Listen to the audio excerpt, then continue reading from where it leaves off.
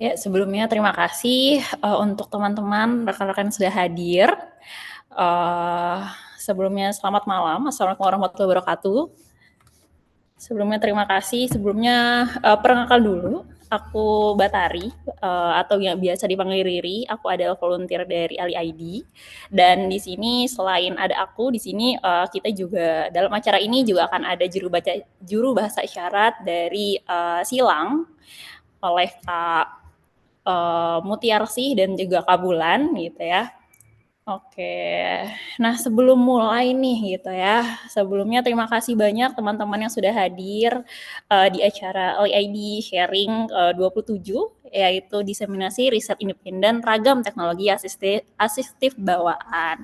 Terima kasih dan selamat malam rekan-rekan yang sudah hadir. Sambil menunggu teman-teman untuk join gitu ya. Sebelumnya aku mau tadi aku sudah perkenalkan diri. Sekarang aku juga mau nyapa teman-teman semua nih yang hadir hari ini nih di online Zoom kita.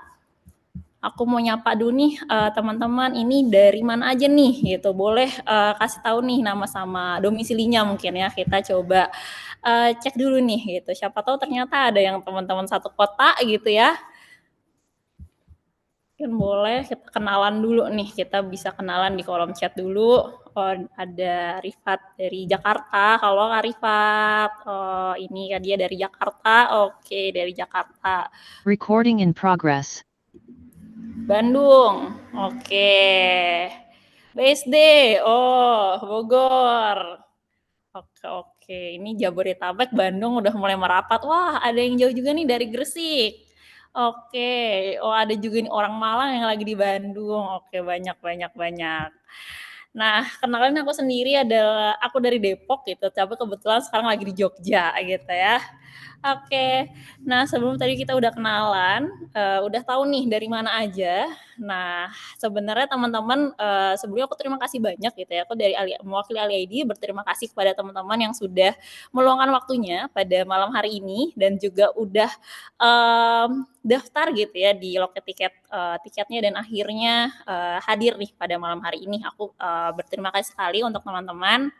Nah, sebelum memulai, mungkin teman-teman udah sempat ya lihat juga gitu ya hari ini untuk diseminasi riset independen, tapi sebenarnya itu apa sih gitu ya. Jadi teman-teman sebelumnya jadi sharing session kita pada hari ini itu sebenarnya juga salah satu rangkaian gitu ya. Kalau misalnya teman-teman tahu jadi dalam merayakan untuk hari World Sight Day gitu ya. Jadi World Sight Day ini adalah hari yang diperingati setiap hari Kamis di minggu kedua di bulan Oktober gitu. Yang pada tahun 2025 ini jatuhnya di hari Kamis tanggal 9 Oktober. Namun kami mencoba menyelenggarakannya di Jumat tanggal 10 Oktober gitu ya. Dan dalam rangka World Sight Day ini Ali ID Komunitas Aksesibilitas Digital juga mengadakan satu sharing yang mana sharing ini adalah hasil dari riset independen kami terkait ragam teknologi asistif bawaan. Nah, seperti apa sih gitu ya? Nanti kita akan coba bahas lebih dalam gitu ya.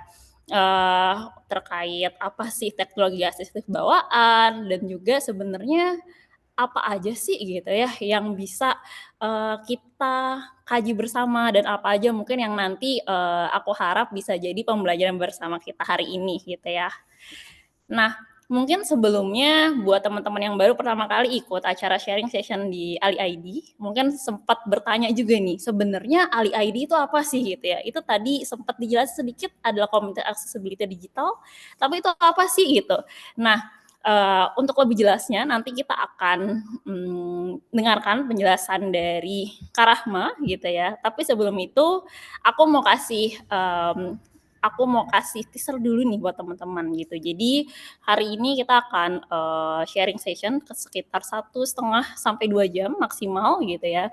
Dan jangan lupa untuk terus ikutin kami sharing session ini sampai akhir karena nanti akan ada kejutan nih di akhir acara gitu ya. Jadi jangan lupa hadir hingga akhir ya. Oke, tak perlu berlama-lama lagi, mungkin teman-teman yang baru gitu ya, yang baru mendengar, oh ada sharing session dari Ali ID gitu ya, pengen tahu nih lebih detailnya terkait Ali ID gitu. Jadi aku langsung panggilkan saja gitu ya, aku akan panggilkan Kak Rahma gitu ya. Kak Rahma ini adalah, Kak Rahma ini gitu adalah, knowledge, dan accessibility director dari Suarez. Dan sebenarnya apa sih hubungan dari Suarez dan Ali ID?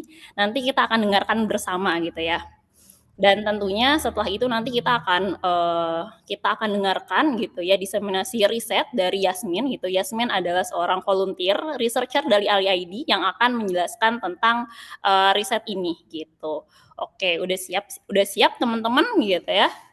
Oke, kita langsung aja gitu ya. Next.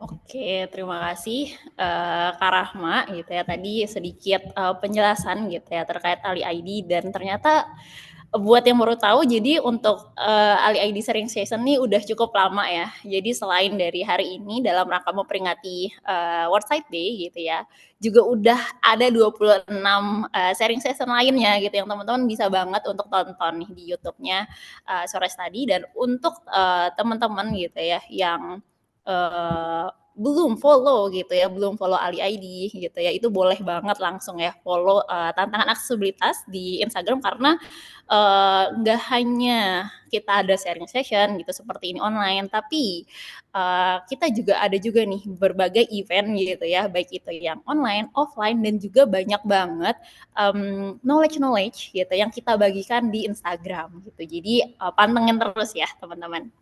Oke, nah tadi udah tahu nih, jadi Ali ID ini adalah komunitas yang untuk tertarik aksesibilitas digital. Nah, karena tadi udah ngomongin aksesibilitas digital gitu ya, kira-kira apa sih nih gitu yang akan kita bahas untuk memperingati World Sight Day ini gitu ya. Jadi langsung aja ke acara inti kita, yaitu ada Ali Sharing ke-27, yang mana pada hari ini akan membahas terkait ragam teknologi asistif bawaan. Nah, untuk sebelum itu, jadi hari ini akan dipandu oleh siapa sih gitu ya. Jadi mungkin aku akan kenalkan dulu nih gitu ya. Jadi untuk riset ini gitu ya, diseminasi riset ini itu akan dijelaskan oleh Yasmin Afifah. Jadi Yasmin ini merupakan relawan researcher dari Ali ID. Yasmin itu juga seorang lulusan sarjana Kria ITB yang juga sudah mulai mendalami gitu ya, aktif untuk mendalami aksesibilitas digital. Nah, apa aja sih ragam teknologi asistif bawaan dan mungkin apa nih pengaruhnya untuk teman-teman tadi, untuk evangelis ataupun juga orang-orang yang tertarik dengan isu aksesibilitas digital? Langsung aja kita panggilkan Yasmin, silakan. Halo teman-teman, terima kasih Kak Riri. Aku izin share presentasi aku. Ya, tunggu ya teman-teman. Aku mau share screen.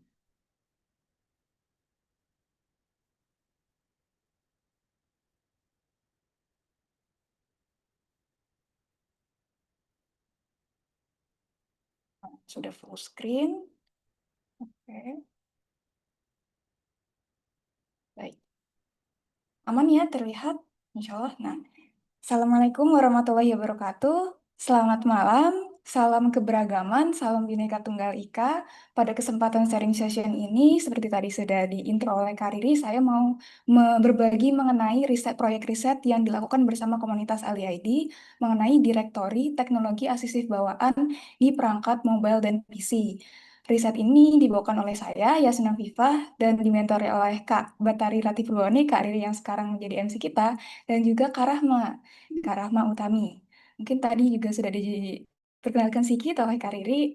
Aku perkenalkan diri lagi juga sedikit, karena saya kebetulan tahun lalu baru saja menyelesaikan studi desain Kria di ITB dan tahun ini masuk ke komunitas LID sebagai relawan di tim penelitian. Mungkin boleh dipanggil Yasmin atau Minafif dulu gitu ya. Tapi di sosial media banyak bisa ditemukan dalam username Yasminah gitu.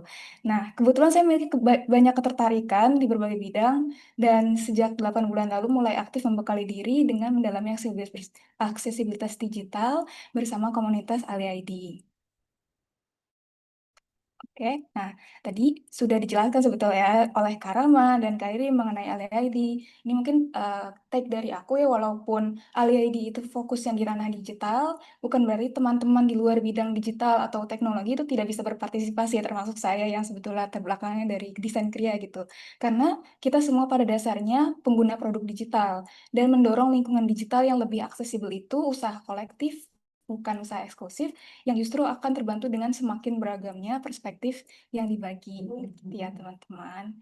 Nah, langsung ke tujuan penelitian, karena penelitian harus memiliki tujuan, dan penelitian yang bertajuk Direktori Teknologi Asistif Bawaan di Perangkat Mobile dan PC ini bertujuan untuk mengembangkan dan meluncurkan direktori komprehensif yang dapat diakses publik mengenai teknologi asistif, atau dalam bahasa Inggrisnya Assistive Technology, yang biasa disingkat sebagai AT.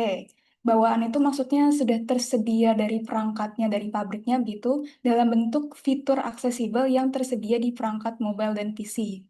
Dan membantu semua pengguna menemukan wawasan terkait berbagai kesulitan fungsional atau disabilitas dalam pengalaman digital.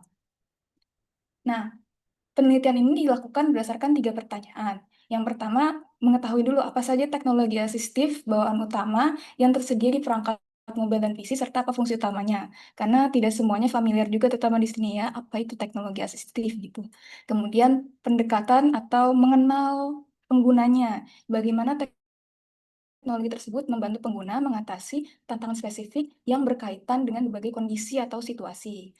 Yang terakhir, bagaimana pengetahuan ini disajikan secara optimal dan informatif sehingga dapat memberdayakan audiens. Karena sebagai direktori, informasi banyak diambil dari berbagai sumber dan sudah diorganisir, sudah dirapikan, dianalisis. Nah, itu kan enaknya bisa diakses oleh semua orang gitu kalau bisa, sebanyak mungkin orang dan berbagi manfaatnya begitu. Dengan seperti apa disajikannya juga tujuan akhirnya ada di situ.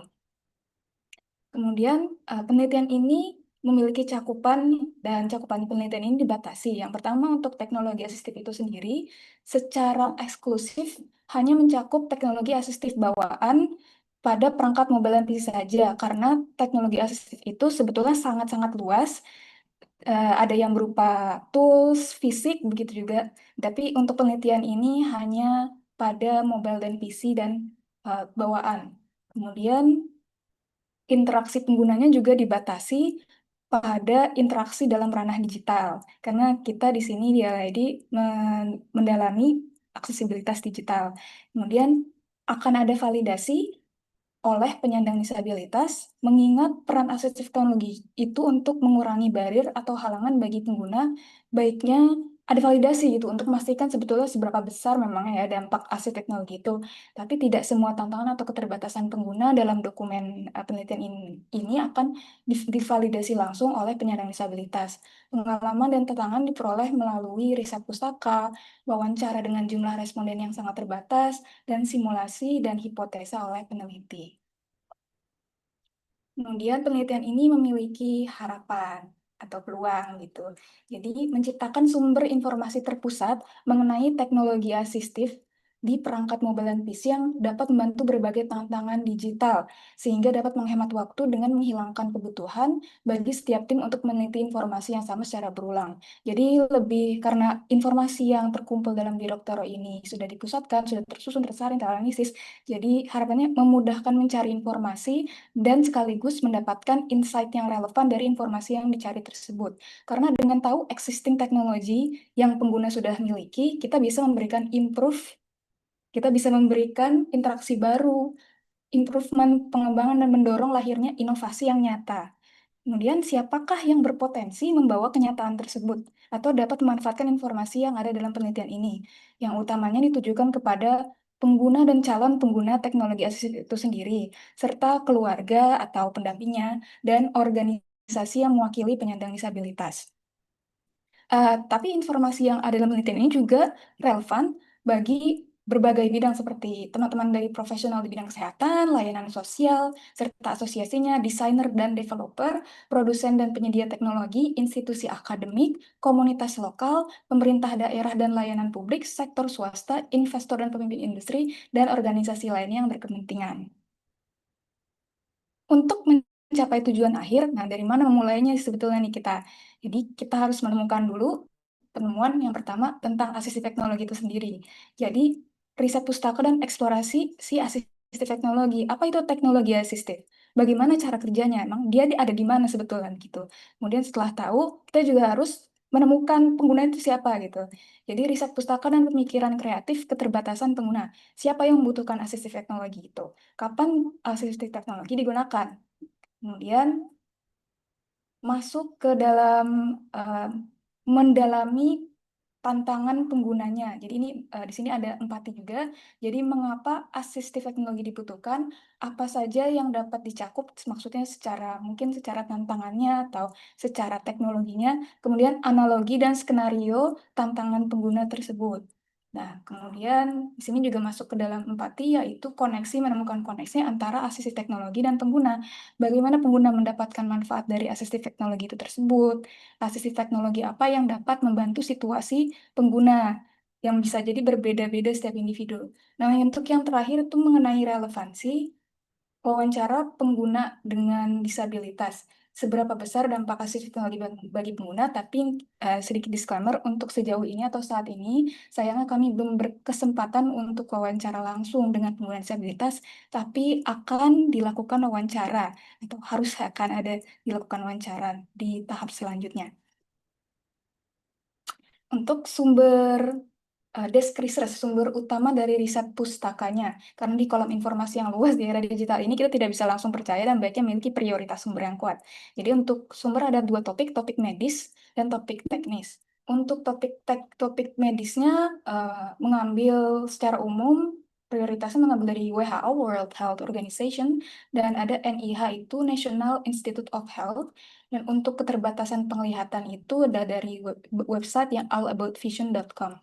Ini sebetulnya ada yang kosong-kosong ya, pendengaran mobilitas kognitif karena rencana ke depannya cakupannya akan meluas ke keterbatasan yang lain. Tapi untuk kesempatan kali ini, penelitian ini hanya mencakup keterbatasan penglihatan dan topik yang seputar keterbatasan penglihatan, termasuk asistif teknologinya.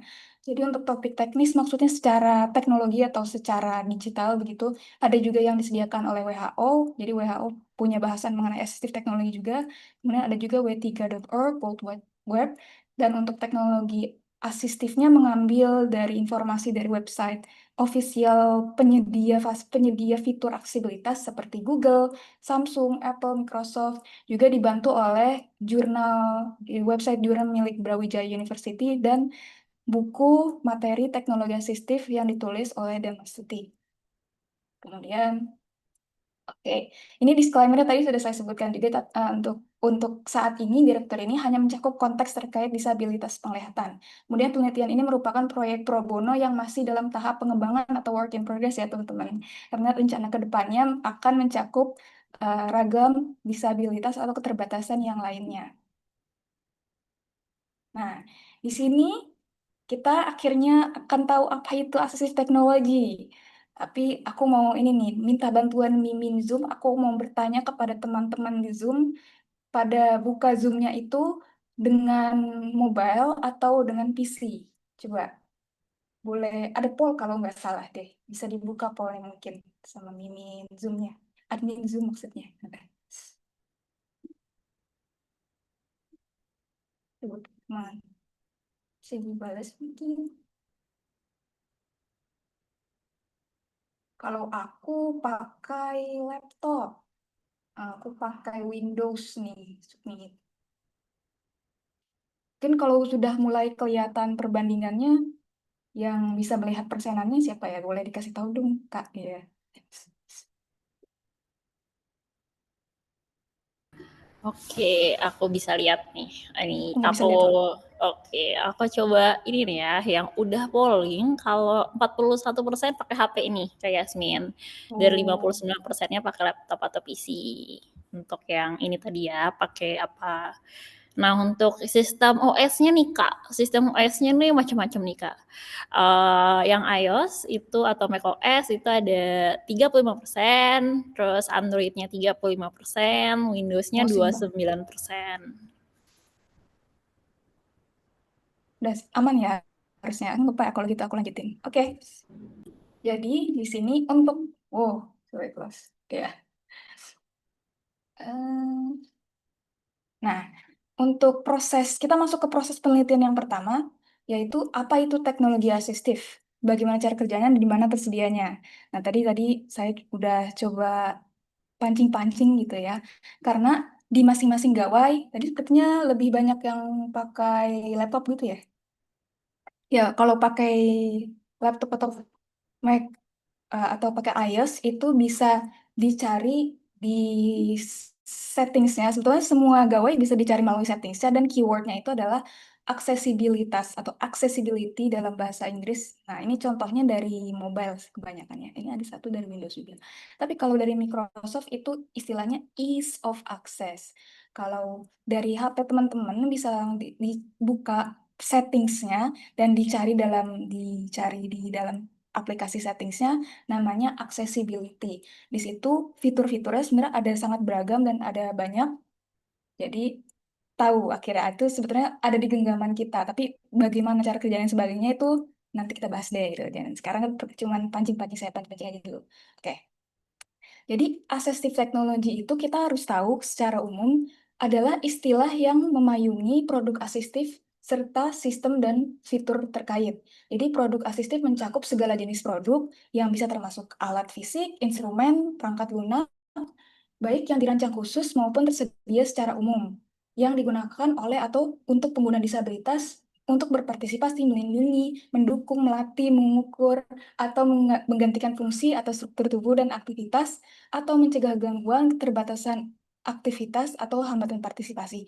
Kasarnya mungkin istilahnya kalau kita mengalami sebuah keterbatasan aktivitas, itu bisa diakali oleh teknologi ini, gitu ya istilahnya. Kemudian, mengapa penting? Karena setiap manusia itu tumbuh, berubah, dan beradaptasi. Tadi sudah bilang mengakal-akali itu termasuk beradaptasi ya dengan dunia di sekitarnya, terutama dunia digital dalam penelitian ini setiap hari. Teknologi asistif merupakan kunci bagi individu dari segala usia dan dengan berbagai kesulitan fungsional. Kesulitan fungsional itu bisa dalam hal misalnya kognisi, komunikasi, perawatan diri, pendengaran, mobilitas, atau penglihatan. Begitu ya. Jadi ada beragam dalam semua aspek kehidupan. Aspek kehidupannya itu bisa sederhana seperti ngobrol sama teman atau kompleks sampai yang kompleks seperti wawancara pekerjaan gitu. Jadi teknologi ini sangat penting bagi individu dengan kesulitan fungsional permanen maupun sementara karena dapat meningkatkan kemampuan fungsional serta memungkinkan dan memperkuat partisipasi dan inklusi dalam berbagai bidang. Tadi seperti saya sudah jelaskan sedikit, itu merupakan tanggung jawab kolektif. Jadi bukan tanggung jawab desainer atau developer yang membuat produk digital aja gitu ya. Tapi itu merupakan tanggung jawab kolektif bagi kita semua untuk menurunkan hambatan melalui produk, layanan, lingkungan, atau pengalaman yang inklusif. Nah, untuk tipe produk asistif kita juga harus tahu secara umumnya begitu ini, tapi saya coba berikan contoh kecilnya aja untuk masing-masing tipenya tuh ada tiga. Yang pertama yang fisik yang kita sering temui yang familiar ada kursi roda untuk teman-teman kita dengan keterbatasan bergerakan, atau hearing aid untuk teman-teman kita dengan keterbatasan pendengaran, dan juga yang mungkin paling populer dipakai, yang saya juga sedang pakai itu kacamata. Itu juga termasuk dalam produk asistif ternyata untuk produk yang tipenya fisik. Kemudian ada produk adaptasi lingkungan fisik. Jadi diadaptasi ke lingkungan kita seperti ini namanya portable ramp. Jadi semacam bidang miring untuk membantu teman-teman kita yang menggunakan roda. Nggak cuma kursi roda juga, tapi ada sepatu roda, ada stroller, ada koper, gitu juga. Kemudian ada signage, ini contohnya ada di stasiun kereta api. Jadi peringatan itu tidak hanya melalui pengumuman suara yang di calling-calling itu, tapi juga ada dari simbol dan ada dari tulisan juga di tempat yang strategis juga tentunya. Kemudian ini ada yang disebut sebagai warna kuning nih, biasanya teman-teman lihat di jalan gitu ya, atau di trotoar, mungkin di dalam mall juga. Ini namanya adalah guiding block. Jadi yang bertekstur warna kuning itu membantu teman-teman kita dengan keterbatasan penglihatan ketika berjalan itu ada panduannya atau ada peringatannya. Kemudian, nah yang dalam penelitian ini yang dibahas adalah topik yang dibahas dalam penelitian ini adalah tipe yang digital.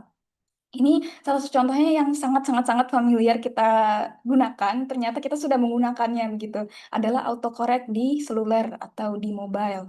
Kemudian kalau menonton video atau streaming ada nyalain CC-nya. CC itu adalah closed caption untuk melihat subtitle. Kemudian ada juga kalau di browser, em, sebetulnya namanya itu beragam tergantung browsernya. Istilahnya mudahnya disebut sebagai mode membaca. Jadi itu bisa untuk mengakali kalau di websitenya itu terlalu banyak iklan atau terlalu banyak suruh subscribe, itu bisa dihilangkan dengan mode membaca ini yang sebetulnya sudah ada di setting masing-masing browser. Jadi nggak perlu install lagi begitu. Oke. Nah, produk asistif ini juga sudah memiliki kelas atau standar dari ISO 999-2016. Ada sangat banyak, tapi untuk penelitian ini bisa masuk ke dalam kelas nomor 22, yaitu produk asistif untuk komunikasi dan manajemen informasi. Dan subkelasnya untuk kelas nomor 22 ini juga ada sangat banyak dan sangat familiar. Contohnya bahkan video call meeting ini juga termasuk dalam produk asistif gitu sebetulnya. Tapi untuk penelitian ini bisa masuk ke dalam bagian perangkat lunak sistem operasi terkhususnya yang di mobile dan PC. Oke, jadi asistif teknologi ini berarti bisa dipakai oleh semua orang. Kalau bisa dipakai semua orang, berarti bidangnya dinamis juga untuk semua orang. Jadi, teknologi asistif adalah bidang yang terus berkembang, terutama seiring kemajuan teknologi digital dan munculnya kebutuhan baru. Kayak ya kalau software, kalau di HP suka suruh update lagi, Microsoft tiba-tiba ada update lagi. Nah, itu termasuk tanda-tanda ya dia terus berkembang begitu sebetulnya. Jadi teknologi ini dapat mendukung individu dalam berbagai aspek kehidupan sehingga tidak ada yang tertinggal karena menurunkan berbagai hambatan-hambatan seperti itu. Ini aku sebut beberapa contohnya saja untuk beberapa bidang. Mungkin salah satunya untuk teman-teman desainer dan developer. Teknologi dan produk digital yang dibuat dapat menjangkau pengguna yang lebih luas, terutama di era transformasi digital ini yang sedang digembor-gemborkan oleh pemerintah. Jadi, fitur yang dibuat oleh teman-teman desainer dan developer juga tidak akan bertabrakan dengan teknologi bawaan perangkat yang memang sudah dimiliki pengguna produk digital tersebut. Kemudian next untuk institusi akademik, dengan mengetahui, memahami teknologi asistif bisa mendukung pelajar dari segala usia untuk menikmati hak atas pendidikan dan meraih keberhasilan serta inklusi di sekolah. Maksudnya jika gurunya memiliki pemahaman tentang teknologi asistif bisa membantu murid untuk menerima atau memproses informasi dengan lebih baik. Dan generasi digital itu tidak hanya melek teknologi tapi juga empati terhadap lingkungan digitalnya.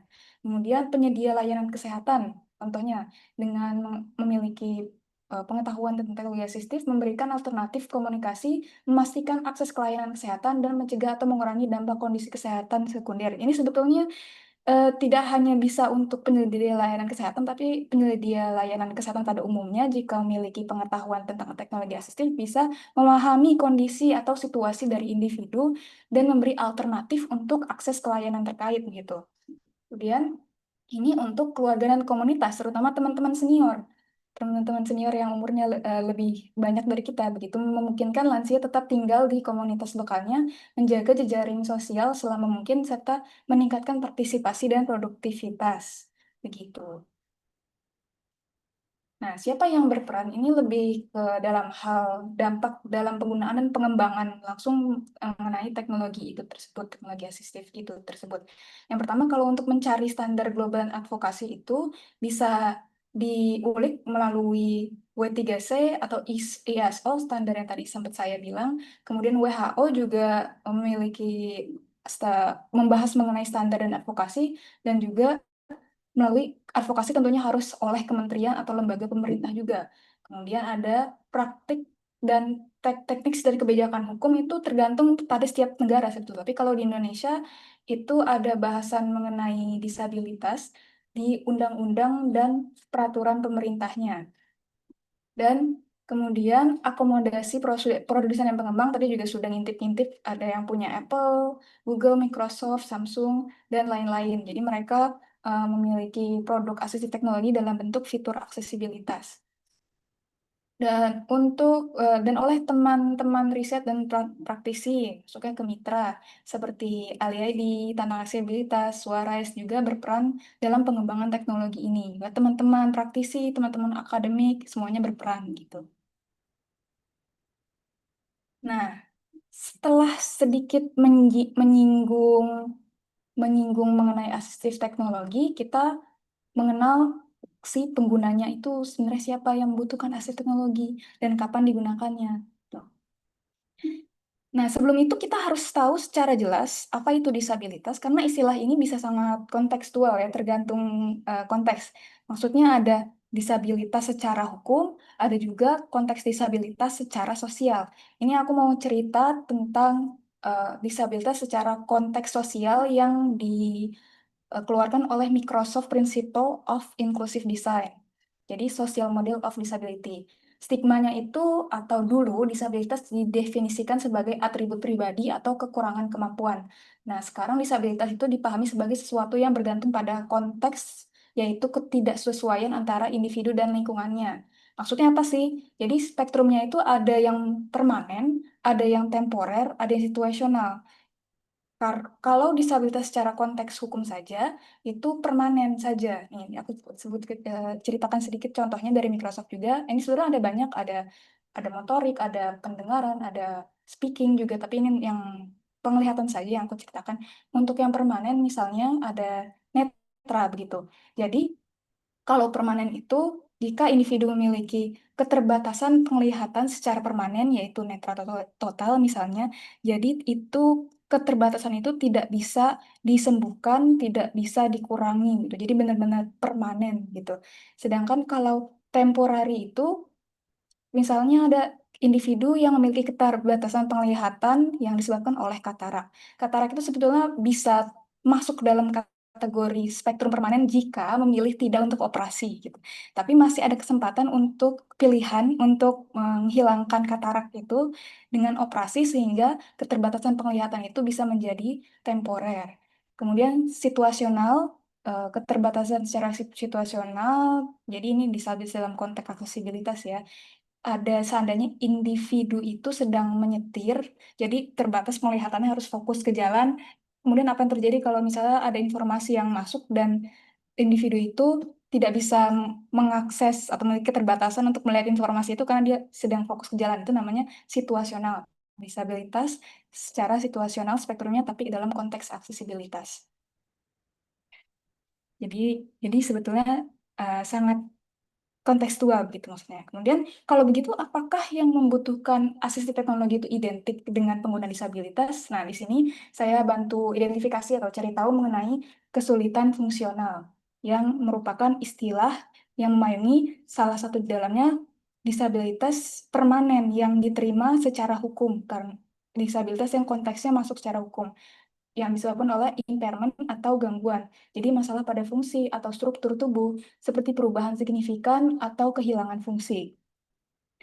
Kemudian ada yang konteksnya karena keterbatasan aktivitas, kesulitan yang dialami individu dalam menjalankan tugas atau tindakan tertentu. Jadi ini ada yang juga yang masuk ke dalam konteks aksesibilitas. Contohnya misalnya individu itu memiliki kondisi stroke. Ini terlihat Bapak ini sebenarnya terkena serangan stroke yang menyebabkan keterbatasan akan banyak sih sebetulnya ya stroke-nya ada yang salah satunya penglihatan gitu misalnya.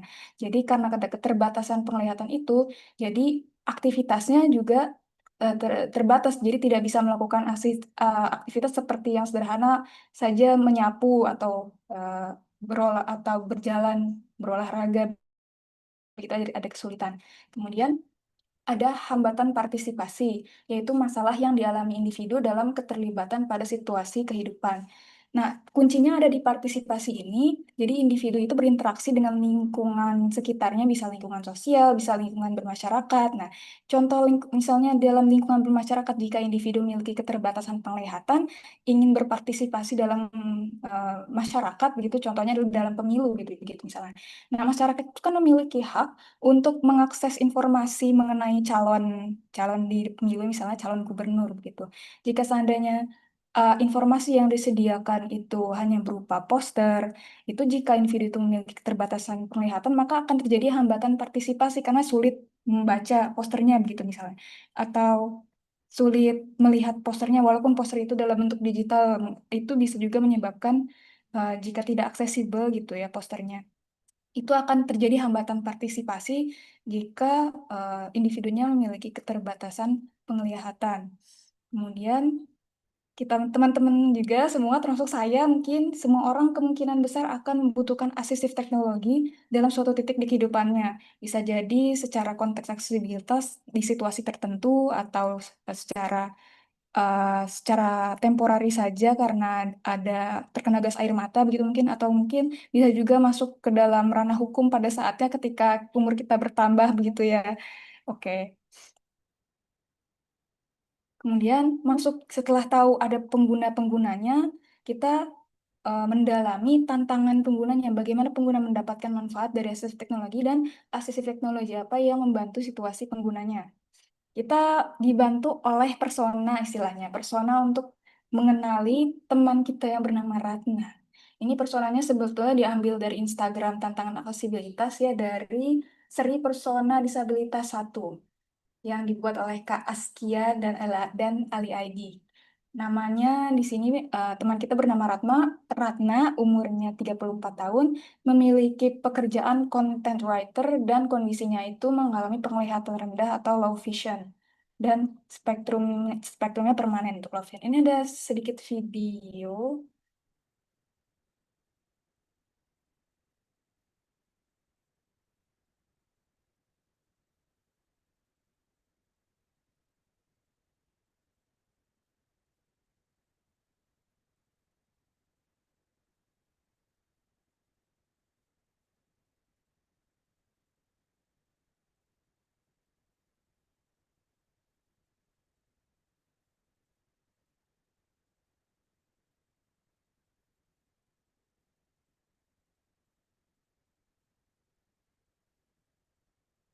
Ya, itu contoh ketika contoh dari seperti apa ketika individu itu memiliki low vision. Nah, contohnya.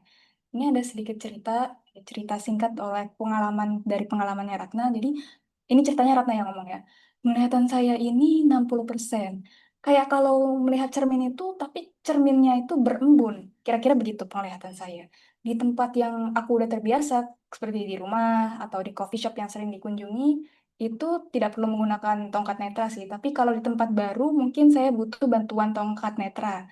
Aku bisa melihat, tapi untuk mengakses HP, teks yang kecil, website dengan tulisan yang kecil itu agak kesulitan. Nah, ini ada contoh lagi yang diambil dari National Institute dari NIH ya, National Institute of Health. Nah, ini secara medis penglihatan yang normal ini terlihat ada dua anak kecil dengan baju bergaris memegang bola di taman di hari yang cerah gitu. Tapi ketika dilihat melalui perspektif individu yang memiliki kondisi diabetik retinopati itu sehingga penglihatannya terbatas, ini menjadi ada low vision, itu jadi tidak terlihat secara jelas visualnya gitu, dan mungkin ekspresinya juga tidak terlihat. Ekspresi anak-anaknya juga sulit terlihat, sulit terrekognisi gitu. Ini contoh kecilnya. Nah, ini ada pertanyaan buat teman-teman. Gambar ini kira-kira ini lewat tebak-tebakan lewat chat aja, mungkin dia bisa dibantu mimin gitu. Ada yang tahu ini bedanya apa gitu? Ada yang tahu nggak ini bedanya apa? Dari yang atas keyboard gitu ya, udah sama yang bawah itu. Yuk.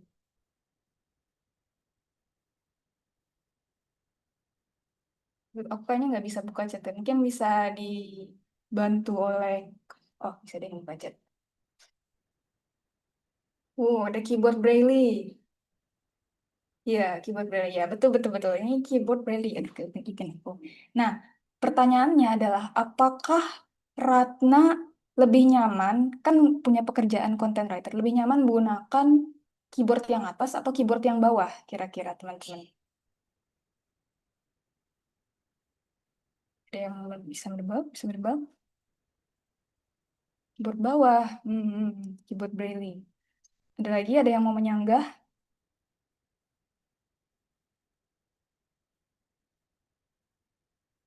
Bisa tuh, Ratnanya bisa Braille atau enggak ya gitu. Oh, teman-teman atau ada dari Yasmin Nurul Aini, nama kita sama itu.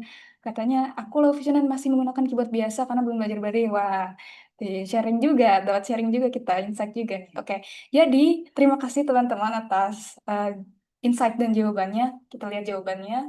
Ratna menggunakan apa ya? Ya, ternyata adalah keyboard yang umum ditemukan.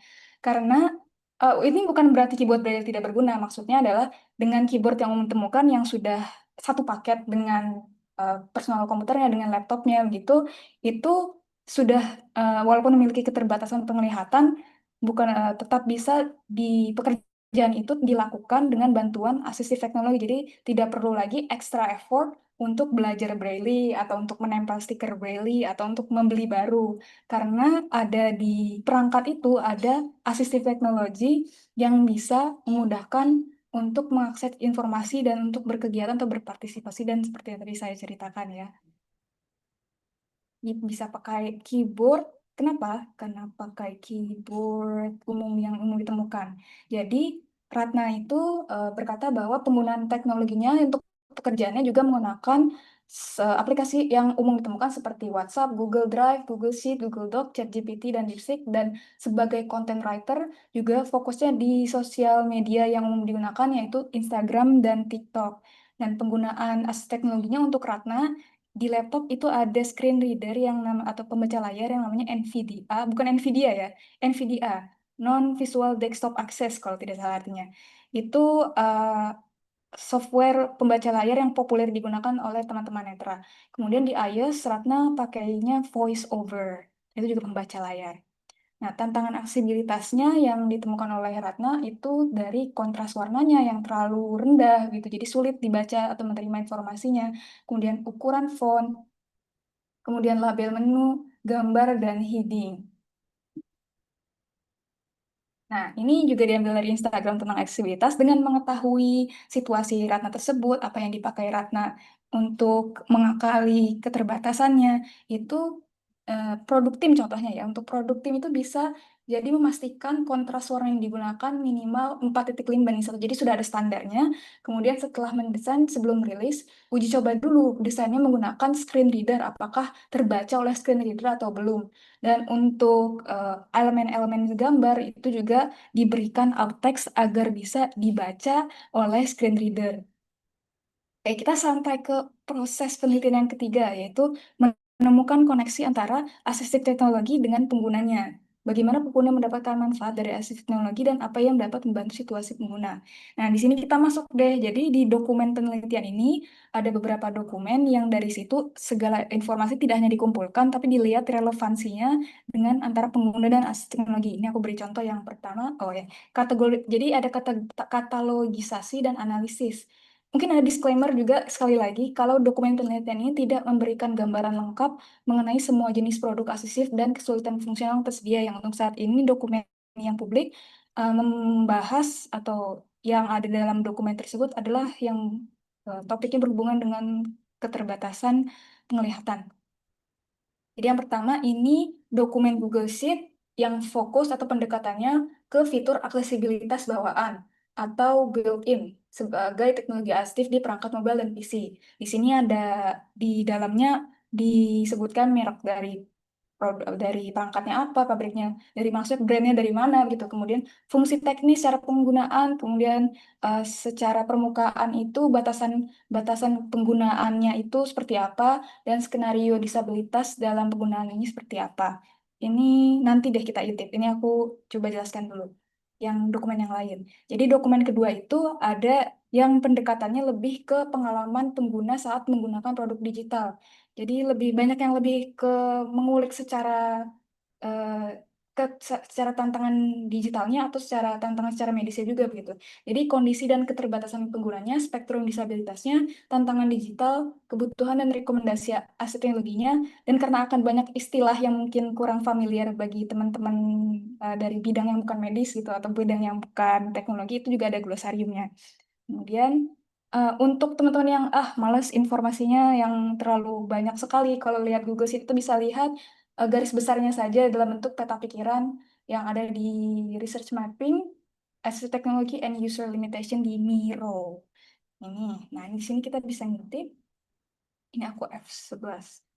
Yang aku intip salah satunya yang pertama adalah direktori tentang asistif teknologinya. Jadi kalau teman-teman itu pengguna dan calon pengguna teknologi asistif atau keluarga atau pendampingnya atau desain dan developer digital, produk digital gitu itu bisa memulai atau mengintip pertama tuh mengintip di dokumen yang ini dulu. Dokumen direktori asistif teknologi. Jadi di sini ini saya singkat aja gitu ya. Jadi misalnya dari perangkatnya ada tipenya, mobile, operating systemnya dilihat, terus ada dia tuh punya fitur aksesibilitas namanya Talkback, dalam Indonesia Talkback, dalam bahasa Inggris Talkback. Talkback itu mirip voice over kalau di Apple gitu ya. Jadi apa itu namanya Talkback ya? Jadi intinya Talkback itu fitur aksesibilitas yang bisa memberikan isyarat audio tentang apa yang ada di layar. Fitur ini bisa membantu teman-teman dengan disabilitas netra semuanya, disleksia, kognitif, buta warna, atau buta warna parsial jika informasi yang ada di dalam layarnya itu sulit untuk dibaca atau diterima. Tapi juga ada dari non-disabilitas atau sebetulnya masuk ke dalam spektrum keterbatasan yang temporer atau situasional. Ini ada beberapa situasi skenario. Ini aku sebutin sedikit aja. Yang pertama mungkin untuk yang temporer baru operasi mata seperti operasi katarak dan lasik dan selama masa recovery mudah pusing saat menggunakan penglihatan. Tapi kalau untuk yang situasional, sedang demo, tersiram gas air mata gitu atau lagi di bioskop dan cahaya layar harus gelap, itu bisa menggunakan fitur talkback.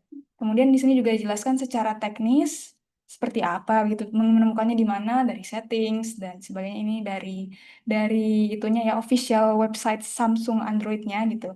Kemudian ternyata fitur ini memiliki batasan teman-teman yang batasan ini harus diketahui oleh developer dan desainer produk digital karena pembaca layarnya tidak bisa membaca gambar yang tidak diberikan alt text gitu. Jadi mungkin teman-teman juga bisa mandiri mencari tahu itu alt text itu apa, atau di tantangan di Instagram tantangan aksesibilitas juga dijelaskan sebetulnya kita sharing mengenai alt text yang baik dan benar itu seperti apa. Kemudian ada referensinya tentunya, dan nantinya sebetulnya akan ada video rekaman atau screen record dari demo penggunaan fitur ini yang akan dipublish ke YouTube, tapi untuk saat ini belum sempat diedit dan dipublish gitu ya. Jadi ini rencana ke depannya. Oke, kemudian dokumen yang kedua yang pendekatannya ke user tuh siapa yang bisa memulai dari sini? Yang bisa mulai membaca dari sini itu tenaga kesehatan dan pendamping kesehatan, layanan sosial profesional dan asosiasinya, institusi pendidikan, penyedia layanan, otoritas lokal. Jadi yang seperti saya jelaskan, jadi mengetahui keterbatasan oleh pengguna layanan tersebut lebih dalam dan juga bisa merekomendasikan gitu asistif teknologi apa yang bisa menjadi alternatif ketika mengakses layanan tersebut misalnya ya.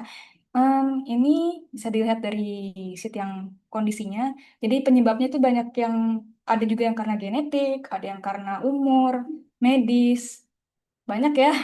Tapi ini baru keterbatasan penglihatan ya, baru keterbatasan penglihatan gitu. Dan ini keterbatasan itu masuk ke dalam kategori keterbatasan, ada yang masuknya low vision, jadi dari misalnya dari katarak itu bisa menyebabkan penyebabnya katarak dan hasilnya itu jadi keterbatasan penglihatannya masuk ke low vision. Ada yang menjadi buta total, ada yang color blind atau kayak punten, color vision deficiency gitu, atau ada yang hanya pengurangan kualitas vision penglihatan aja gitu.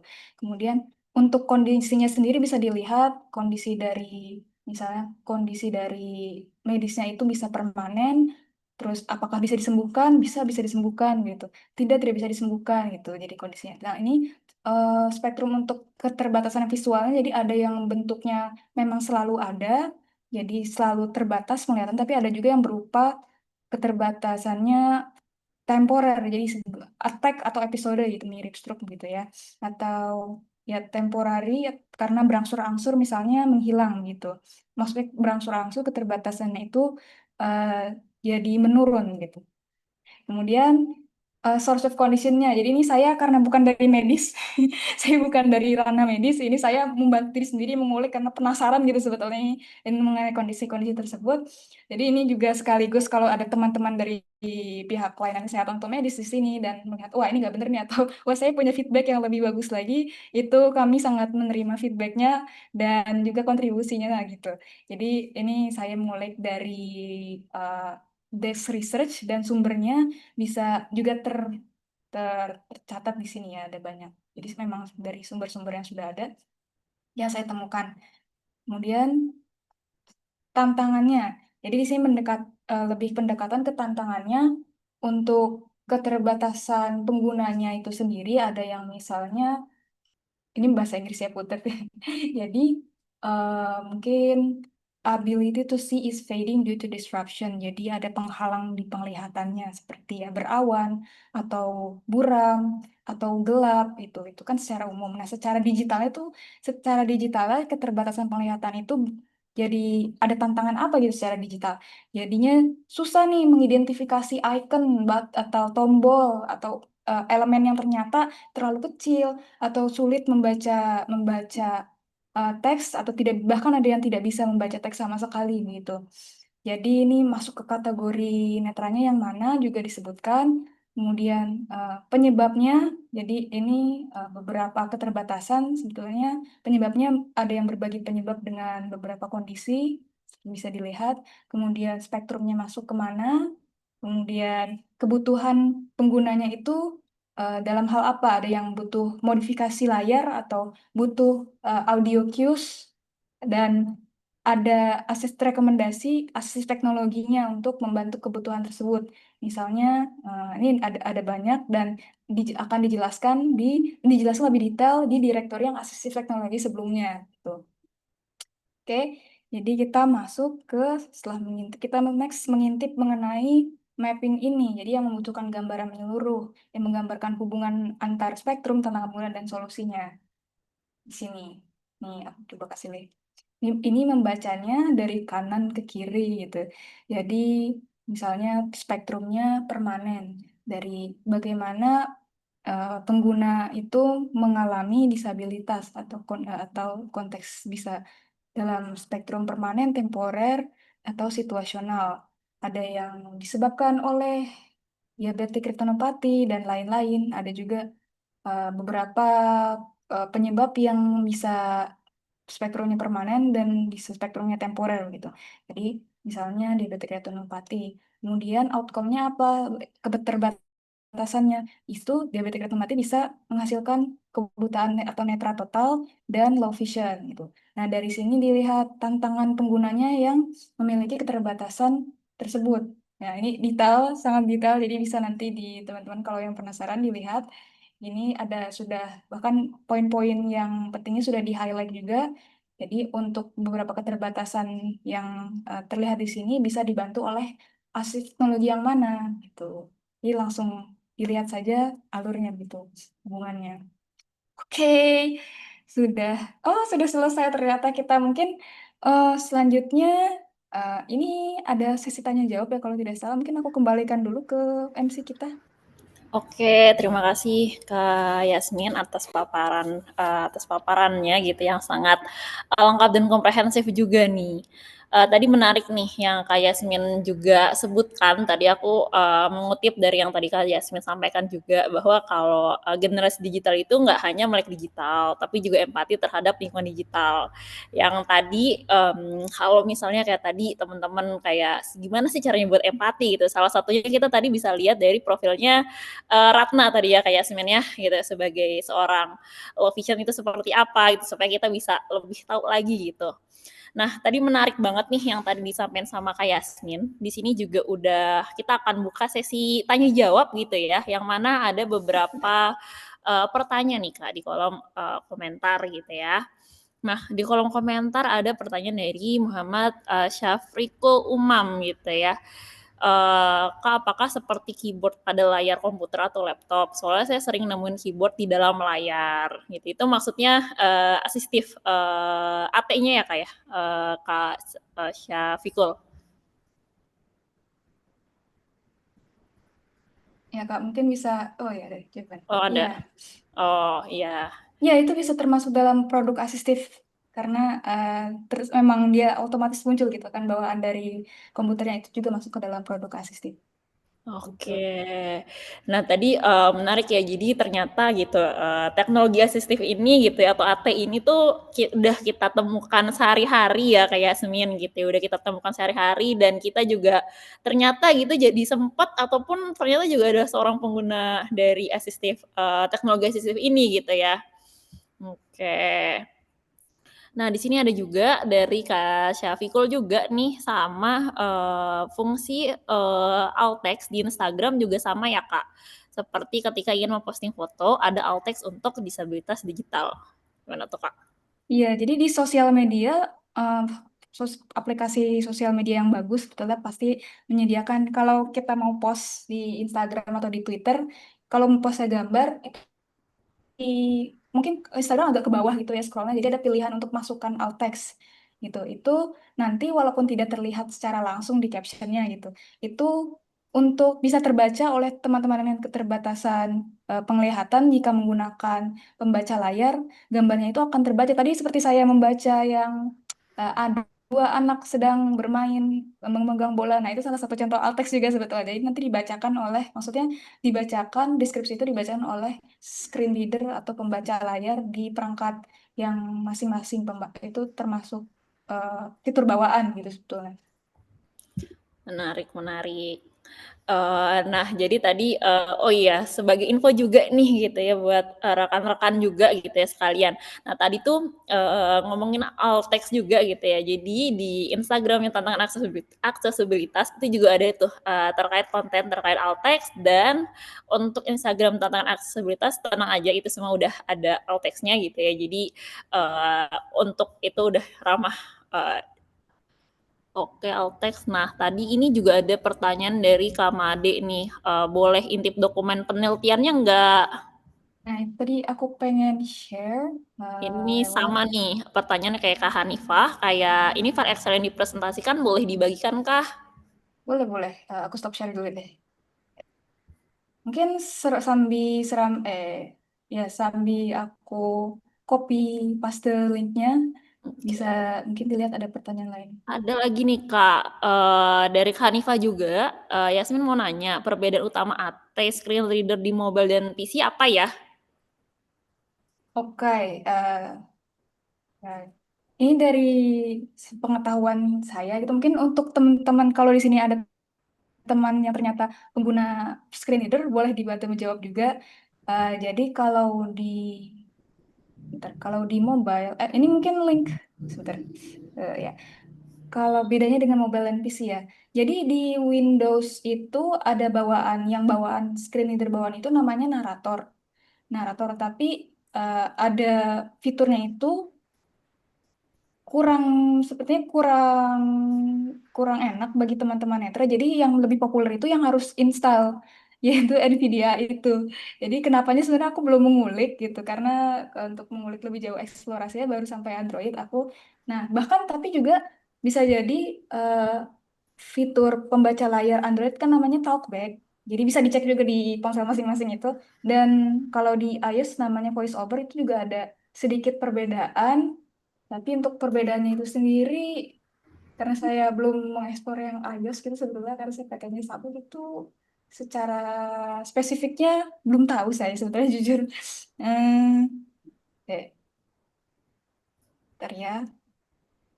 Gitu. Tapi di sini ada nggak ya teman-teman yang menggunakan screen reader? Mungkin ada.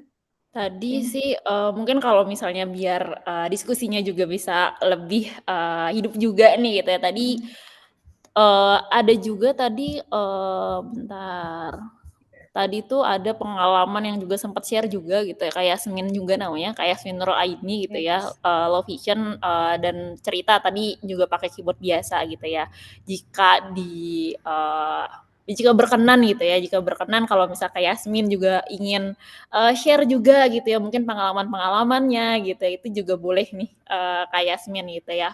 Aku open nih Kak Yasmin juga kalau misalnya Kak Yasmin ingin, sharing juga nih terkait penggunaan, tadi nih ya, tadi juga penggunaan keyboard biasa dibanding keyboard braille gitu ya, atau mungkin Kak Yasmin Nuraini juga ingin share yang lain juga boleh nih, aku juga open juga nih Kak Yasmin untuk, bisa sharing juga gitu jika berkenan. Oke, sembari itu, aku coba dari Kak Yasmin kalau misalnya memang berkenan nanti boleh di chat juga ya Kak, nanti biar dibantu sama admin juga nih buat, untuk, di highlight gitu ya, kita spotlight gitu. Nah mungkin selanjutnya nih Kak, ini ada pertanyaan dari, Kak L juga nih, ini terkait NVDA Kak. Apakah saat ini sudah ada yang bisa membaca gambar? Karena yang sedang saya ajarkan kepada siswa masih belum bisa menjelaskan gambar Kak, gitu. Saya juga Masih masih belum kesulitan untuk update NVIDIA karena masih menggunakan yang lama. masih belum tidak terbaca gambar itu maksudnya gimana itu Kak? Saya sebetulnya juga belum menggunakan Nvidia gitu ya karena belum biasanya menggunakan monitor juga.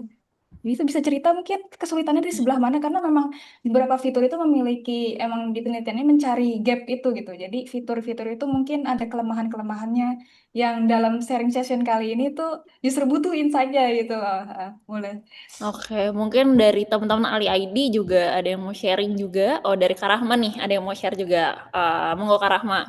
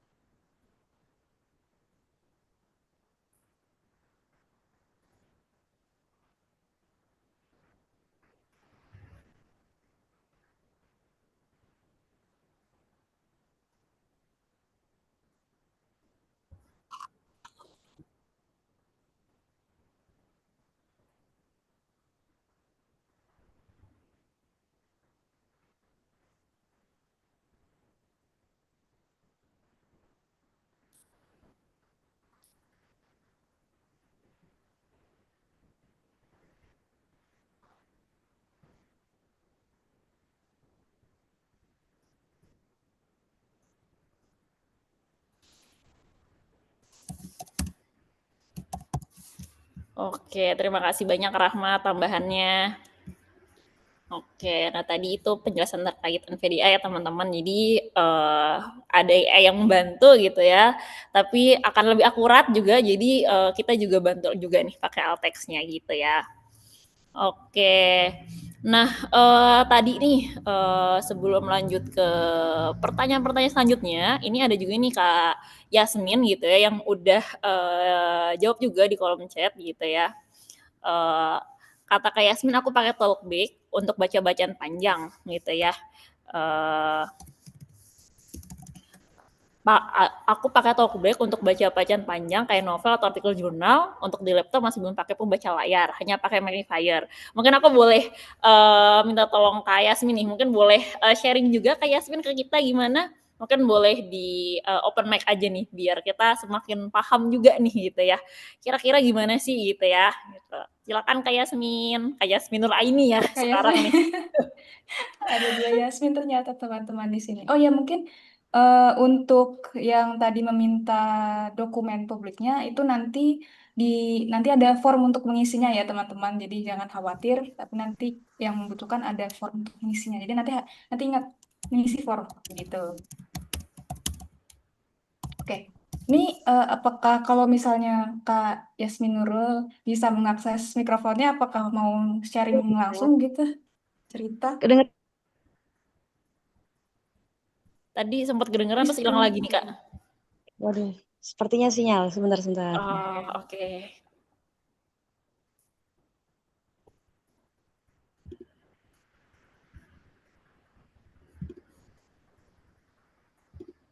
Oh, tadi tuh ada yang bertanya. Oh, tadi saya sempat Kan mungkin menunggu sinyalnya Kak Yasmin Nurul. Ini juga di dokumen. Hmm, bentar. Iya, Di, sudah. Apa? oh, oh sudah udah boleh bisa deh, nggak nih. apa-apa. Oke, Lanjut silakan sekarang. Kak Yasmin. Ya, kebetulan aku lumayan sering ya memakai Talkback, tapi untuk baca-bacaan panjang aja. Terutama di HP ya. Karena kalau laptop belum pakai. Ini memakai Talkback karena pakai Android. Alasannya ya karena saya low vision, kalau membaca bacaan yang panjang itu nggak kuat, sakit matanya. Oke, gitu. Thank you, Kak Yasmin Nurul. Ini aku mungkin Apa ya? mau bilang juga ya sebenarnya Kak Yasmin Nurul mau jadi pembicara juga ya. Kalau coba Kak Yasmin Nurul mau sharing juga karena ada tanggal 18 Oktober gitu ya. Ada sharing bersama teman netra juga begitu di ya, Kak Yasmin Nurul sebetulnya. Kalau mau sharing. Iya nih Aja akhirnya gitu Yasmin ya. sama Yasmin ya. Oke, makasih banyak ya Kak Yasmin udah mau sharing gitu ya. Jadi tadi salah satu, nah ini menarik nih teman-teman. Jadi ini juga jadi salah satu pain points juga ya, yang mana tadi kalau misalnya baca panjang gitu ya Kak Yasmin, jadi pakai talkback. Jadi mungkin ini juga menanggapi gitu ya. Tadi juga ada pertanyaan ini dari Kak Made gitu ya, yang mau nanya Hmm. ke Kak Yasmin Nafnia dan ke Kak Rahma gitu ya. Cara pengembang produk digital bisa mengakomodir aksesibilitas digital buat teman-teman dengan disabilitas ganda, misalnya disabilitas netra dan tuli gitu. Tadi kalau misalnya untuk yang low vision gitu ya, salah satunya tadi udah dapet nih gitu ya pain points-nya gitu ketika membaca panjang gitu ya. Jadi salah satunya si teknologi asistif ini tuh juga sangat membantu gitu ya. Jadi akhirnya tadi pakai talkback gitu ya. Thank you banget kayak Yasmin udah sharing nih, juga jadi menambah materi gitu ya, menambah kayak pengalaman kita nih Insight. pada insight pada malam hari ini. Thank you ya Kak Yasmin. Yasmin Nurul. Oke, nah tadi menjawab pertanyaan Kak Made gitu, itu salah satunya tadi kita talkback tadi gitu ya, peran gimana caranya gitu ya, supaya si bacaan tadi gitu ya, kalau misalnya di layar itu bisa kebaca gitu ya di screen reader. Nah mungkin mungkin boleh ditambahin lagi kayak Yasmin gitu, kayak Yasminaf gitu ya, gimana nih kalau misalnya menjawab pertanyaan dari Kak Made gitu, gimana nih caranya Kak kalau misalnya pengembang produk digital supaya bisa mengakomodir gitu ya aksesibilitas digital gitu. Khususnya untuk disabilitas ganda, misalnya ada disabilitas netra dan tuli. Wow, kalau Karena kita hari ini membahas tentang disabilitas apa, kalau sekaligus disabilitas tuli mungkin itu insight yang lebih banyak ke arah Mas sebenarnya. Tapi aku coba cerita salah satu case gitu ya, misal kasus untuk pengembang produk digital yang saya pernah dengar ceritanya atau sharing dari salah satu pengembang produk aplikasi perbankan gitu misalnya. Jadi biasa mungkin ada beberapa aplikasi yang istilahnya punya passcode-nya itu menggunakan deteksi muka gitu, deteksi wajah, face detection. Tapi jika si pengembang itu tidak mengetahui kalau sebetulnya di iOS mungkin di Apple atau di iPhone itu sudah ada pendeteksi muka dari sananya dari bawaan, dan bisa jadi itu nanti pengaturannya itu clashing dengan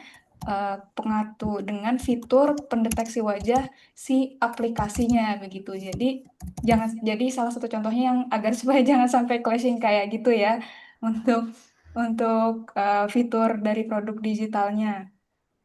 Mungkin ada tambahan kalau dari Pak Karama lagi berhitung memiliki waktu.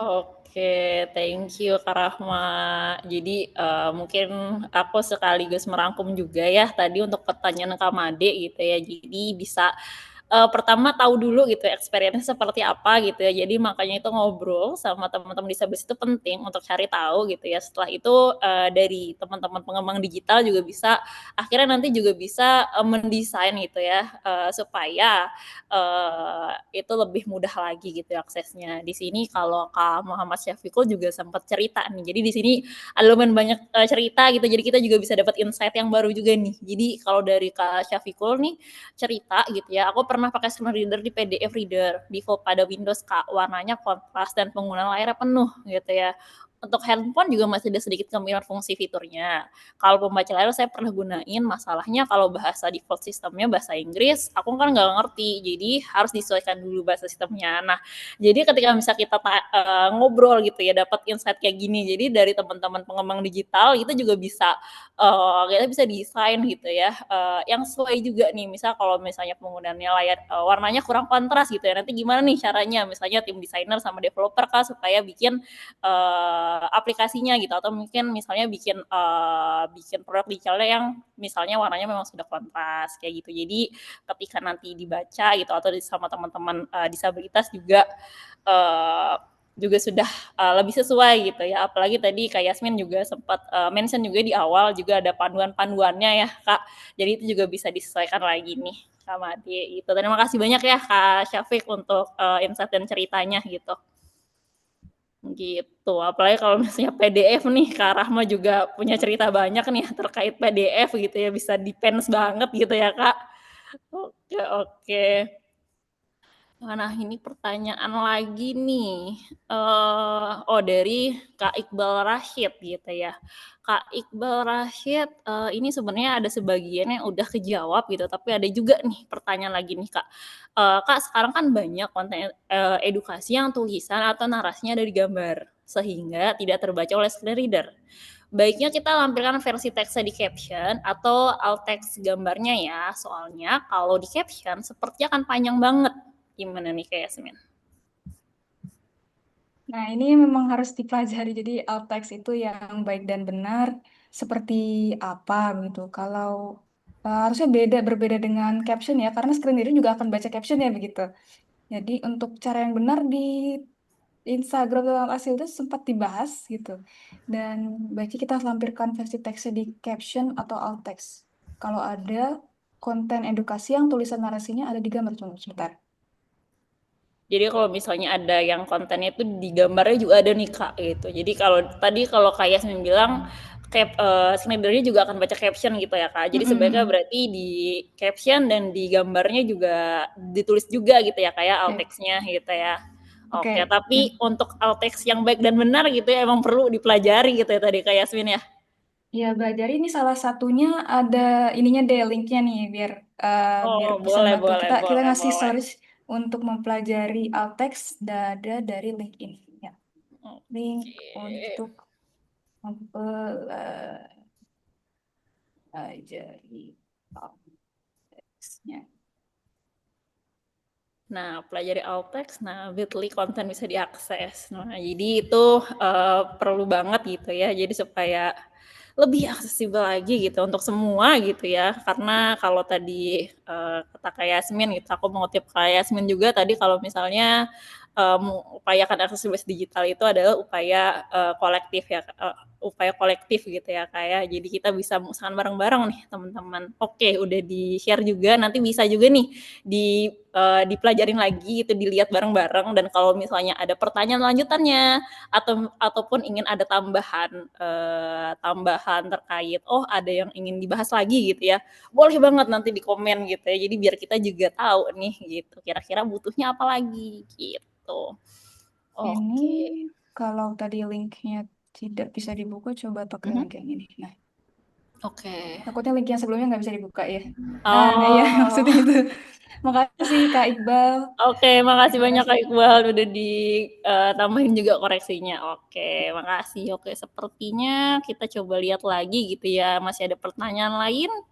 Bahasannya sangat banyak ya mengenai Altex itu sendiri juga sangat panjang ternyata ya. Tapi kalau sudah tahu caranya jadi gampang aja maksudnya. Jadi tahu basisnya jadi untuk selanjutnya tinggal menerapkannya aja gitu di mungkin konten sosial media masing-masing atau ada yang jadi mimin mimin dari di Instagram akun untuk masyarakat atau akun edukasi itu jadi lebih aksesibel lagi gitu. Oke, jadi bisa dimulai dari kita masing-masing individu ya Kak ya. Tadi kalau Iya. misalnya di paparannya Kak Yasmin itu kan bisa digunakan untuk semua orang dan nggak cuma pengembang digital gitu. Kita juga sebagai pengguna juga bisa melakukan tadi hal-hal yang mungkin tadi udah disebutin sama Kak Yasmin ya. Bisa coba dari postingan Instagram gitu ya kita coba pakai alt text ya Kak ya.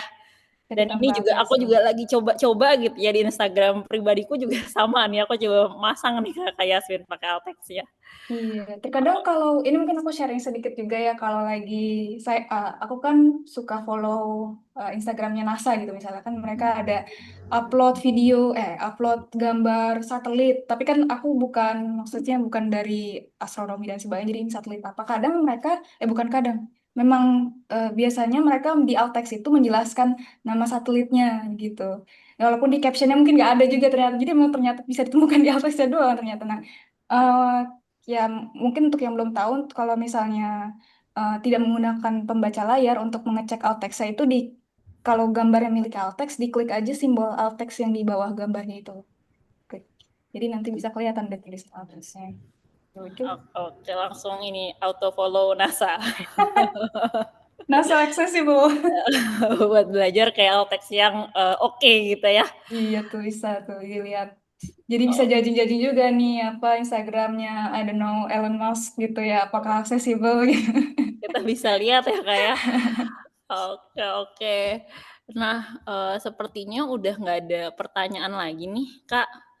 Oke, mungkin kalau misalnya udah nggak ada pertanyaan lagi, kita cukupkan untuk sesi pemaparan hasil diseminasi riset independen ragam teknologi asistif buatan ini.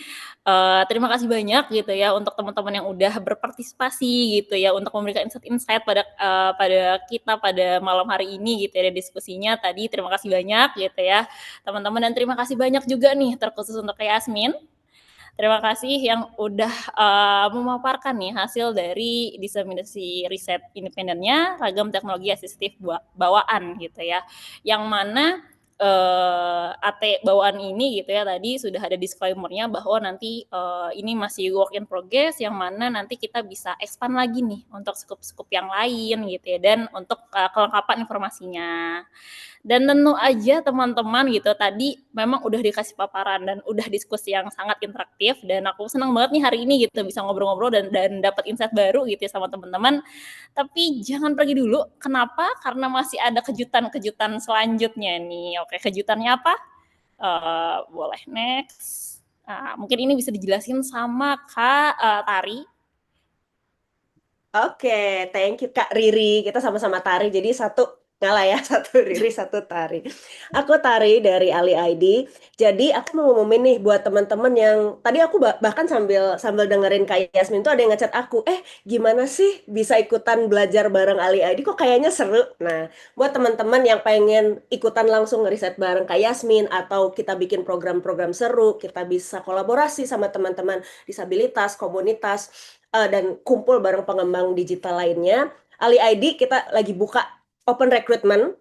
Jadi posisinya ada content creator kalau kamu suka bikin konten, content designer buat desainer nih yang bisalah sekalian belajar accessibility digital, karena nanti bakal di ini ya, bakal langsung kita ngobrol dan tukar ilmu, bahkan berilmu sama ahli-ahli aksesibilitas digital yang ada di Ali ID ya. Kita ada 2 mentor, Kak Rahma sama Kak Rifat. Terus buat teman-teman yang pengen nemenin Kak Yasmin riset, terus yang mau nemenin Kak Riri program dan discussion sama Kak Rifda juga, sama aku juga gitu. Atau, nah ini yang spesial nih untuk rekrutmen kita. Kalau teman-teman punya minat di luar posisi ini, tapi pengen ikutan berkontribusi untuk aksesibilitas digital sambil belajar bareng, itu bisa langsung join aja. Nanti langsung request Kak Rahma atau siapa gitu ya. Kak, aku sebenarnya web designer atau aku sebenarnya web developer, aku mau join. Walaupun belum ada posisinya, aku mau join. Go ahead, kita buka. Di sini ada QR code-nya, tapi kalau mau teman-teman mau, oh iya terima kasih Kak Rifda, baru aku mau ngetik ya. Mau coba ngecekin, di situ ada formnya, kemudian ada informasi apa aja sih benefit perks untuk ikutan volunteer Ali ID, walis kita nyebutnya ya, walis songo gitu. Tapi untuk aksesibilitas digital, di form itu nanti ada informasi terkait perks-nya, kegiatan kita, dan apa aja job desk-nya. Kurang lebih gitu. Itu ada di chat, barusan dikirim ke Rifda, bit.ly/AliID oprek, atau langsung scan aja di QR code. Itu deh kalau untuk oprek. Thank you Kak Riri, kembali ke Kak Riri. Terima kasih banyak Kak Tari gitu ya. Oke, terima kasih banyak udah ngasih tahu nih open recruitment-nya gitu. Kita ada beberapa posisi yang mau nemenin kita dan belajar bareng kayak tadi gitu ya, belajar bareng kayak Yasmin gitu ya, sampai bisa ngasih pemaparan yang lengkap banget gitu ya. Boleh banget langsung gitu, nggak usah tunggu, langsung aja di scan barcode-nya ya. Oke, kita tunggu teman-teman. Dan seperti yang tadi aku bilang, jangan pergi dulu. Kenapa? Karena nanti kita akan kasih tahu nih gimana sih caranya biar bisa dapetin tadi ya bahan-bahan presentasinya kayak Yasmin itu satu. Dan ada apa lagi? Coba kita lihat. Ya, akan ada gitu coming soon, upcoming event kita gitu yang mana ngabli karir dan industri aksesibilitas di global. Nah tadi kan kita udah ngobrolin teknologi, ngobrolin AT gitu ya. Terus sebenarnya mungkin ada pertanyaan ya kayak, itu kalau misalnya di industri itu jadi apa sih Kak gitu? Industri accessibility itu ngapain sih? Nah, buat yang penasaran gitu ya, itu seperti apa dan nanti akan kayak gimana, bisa banget gitu ya pantengin Instagramnya Tantangan Aksesibilitas dan Suaraiz untuk dapat info-infonya gitu ya. Nanti kita akan ada ngabli itu jadi kita ngobrol accessibility gitu ya, yang mana nanti biasanya ini kita adakan biasanya sih offline gitu ya, tapi nanti bisa juga hybrid. Kenapa? Karena kita akan kedatangan gitu ya orang-orang yang keren banget sih. Di sini ada Kak Michelle. Kak Michelle ini adalah seorang co-founder dari Access Time Global gitu ya. Jadi sebelumnya Kak Michelle ini adalah diaspora dari Indonesian diaspora US gitu ya, di US. Dan ada juga Kak Anissa gitu, di mana Kak Anissa ini adalah orang yang mendalami aksesibilitas juga. Beliau merupakan Master of Science dari University of Michigan gitu, yang sekarang jadi UX researcher ada di US company gitu. Jadi sayang banget kan kalau 2 orang ini kita lewatin. Dan yang terakhir nih, yang tadi mungkin udah sempat jawab-jawab pertanyaan gitu ya, ada Kak Rahma Utami, Knowledge Accessibility Director-nya Suarez gitu ya, yang sebelumnya juga Accessibility Consultant di AbilityNet UK gitu, yang mana tadi Kak Rahma mungkin udah jawab-jawab dikit gitu ya. Nah, nanti kita akan coba kulik lagi lebih dalam gitu ya, terkait karir dan industri accessibility di global lebih lengkapnya di Ngabli. Jadi jangan lupa follow yang belum follow dan tantangan aksesibilitas dan Suarez juga supaya bisa dapat info lebih lengkapnya nanti. Oke, next-nya. Oke, nah di sini kita juga ada survei gitu ya, survei supaya kita bisa dapat juga nih feedback-nya terkait keseluruhan Ali ID, dan juga buat kita juga pengen tahu nih sebenarnya apa sih yang mungkin teman-teman gitu ya pengen tahu lebih banyak terkait aksesibilitas. Boleh banget langsung di-scan barcode-nya atau misalnya kalau yang agak sulit untuk scan barcode-nya bisa langsung ke https://bit.ly/survey Ali ID gitu. Karena gitu selain teman-teman bisa isi barcode dan menyampaikan aspirasinya gitu ya, teman-teman untuk yang akan ada hadiah e-money gitu ya, dan stiker untuk 3 orang yang terpilih gitu. Jadi selain bisa masukin aspirasi juga bisa menang, ada kesempatan menang nih gitu, e-money gitu ya, dan stiker. Oke, mungkin aku kasih waktu dulu ya teman-teman untuk ngisi ini. Nah, aku kasih waktu 1-2 menit ya untuk isi dulu.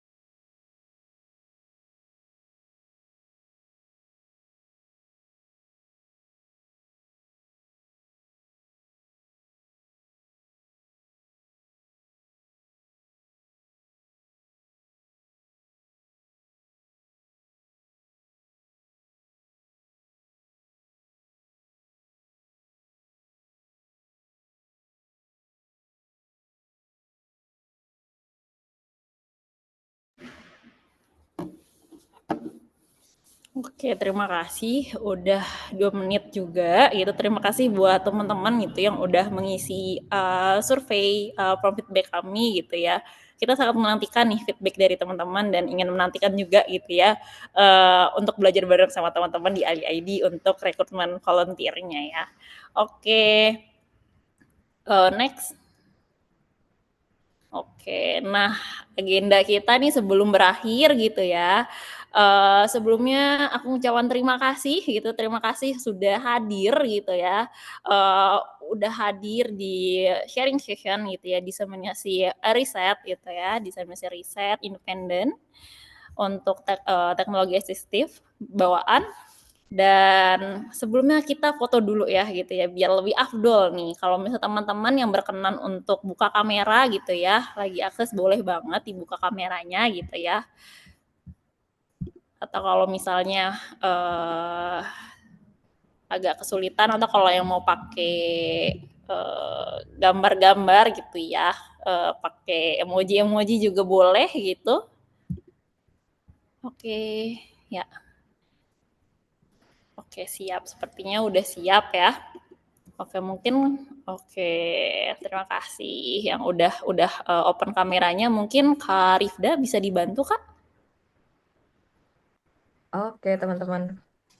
Ya, kita mulai foto ya, atau ada yang mau buka kamera? Oke, oke. 1, 2, 3.